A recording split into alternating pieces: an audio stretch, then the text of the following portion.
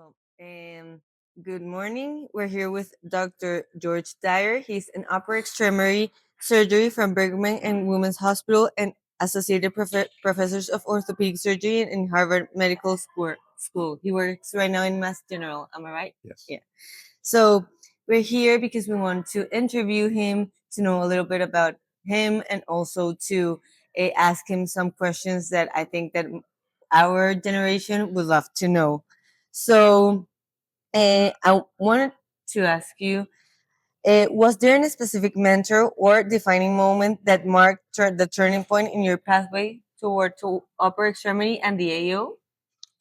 Yes, and it was an AO surgeon. It was Jesse Jupiter, who I'm sure you have heard of, who really showed me not only how you can be a um, a, a, a talented and thoughtful surgeon and courageous. He did in his prime. He did surgery from all the way from the foot to the head almost, but also how you can just have a lot of fun.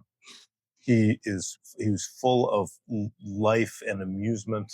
And when I was a young surgeon in my training, I saw Jesse Jupiter and I said, I want to be like that. And I've been working, I have a long way to go, but I've been working toward that now for 20 years. Oh, that's great. And how did you meet him? He was one of my first and most influential professors in my training, my orthopedic training. That's great. Okay. And talking about your orthopedic training, if you could go back to your residency years, what would you do differently, or what do you recommend, like the Dr. Dyer's I, 30 years ago? so I don't. This may sound arrogant. I don't mean it to. I don't think I would do very much very differently, but that's partly because I got such good advice when I was a resident. And the best piece of advice I will give to you, which is if you can, try to do or see one extra operation each week that you train. So on a day that you have something canceled and you have an extra day or you have a little bit of free time, sometimes, of course, you should go home and sleep, right? Sometimes, of course, you should be with your husband or play with your dog. But if only one time per week you can stay and do an extra operation, even if it's not in your specialty, then you will learn to think more broadly as a surgeon. And the benefits of that will last you a lifetime. So when I was in my training, I did surgeries in neurosurgery and plastic surgery, otolaryngology, just any, because once you're in the hospital, they'll let you into the operating room and they'll show you. If you are a young orthopedic surgeon and you say, "Show me about the brain," they'll welcome you, and you learn so much. Okay, well, that's a One great advice. one extra operation per week. That's my Okay. advice. That's a great advice. And like, what non-technical skills do you believe are essentials for a young surgeon to succeed, like in a long term? This I will sound like your mother when I tell you this, but the two most important things I think are to listen and to be kind. Okay. It's very simple. Most people want to be listened to, and everyone responds well to kindness. And so listen and be kind. Okay, yeah, that's also a great advice. Perfect.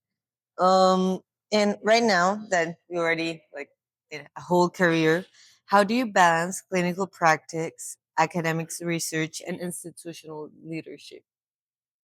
I think it is a myth that we balance these things. I think really we just figure out how to stuff them, how to cram them into time, and how to let each one recharge us for the next thing that we do. So if you are traveling, you have an opportunity while traveling to read or to write on the airplane. If you are if you are doing an operation, you can be fully present in the operation because you have already done your whatever your administrative work or research work before.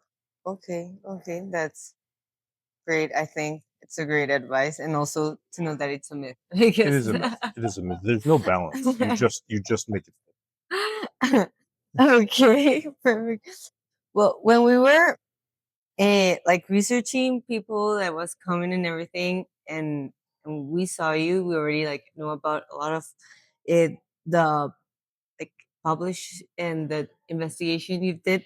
But what something that like catches is that you have published about diversity in orthopedics. I have. And we wanted to know like what motivated you to become actively involved in this area, and like what influenced you to publish about this. Well, I love doing orthopedic surgery.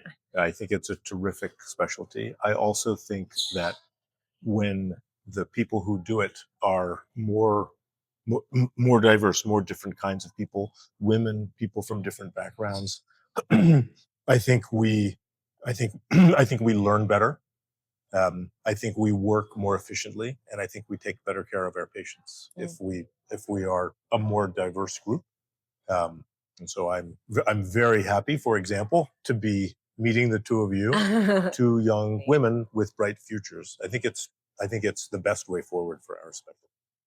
What are the most common mistakes you observe in fellows when they begin their practice in upper extremity surgery or in any I might surprise you with my answer. I think they try to show off.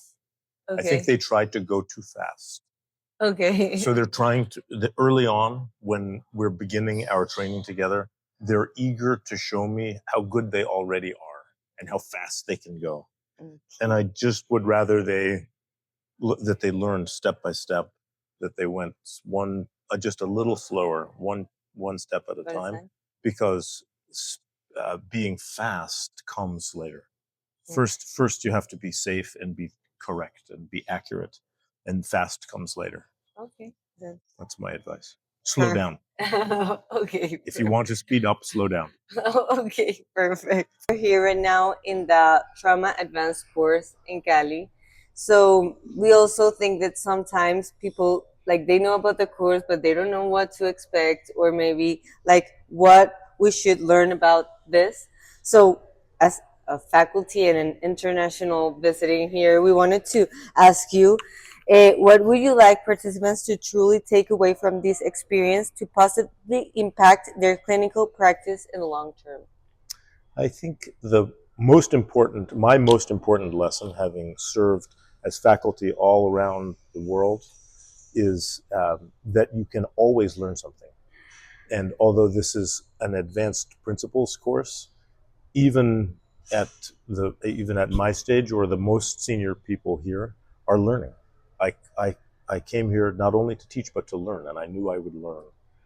So I think that's the beauty of AO. Join AO, be involved. Thank you, Dr. Dyer. Thank you. Thank Hello, and thank you to my friend Rodrigo Pesantes, who not only has been a beautiful friend and running partner to me all around the world, but for taking a special interest in young surgeons and in trying to build the future spirit of AO. Thank you, Rodrigo.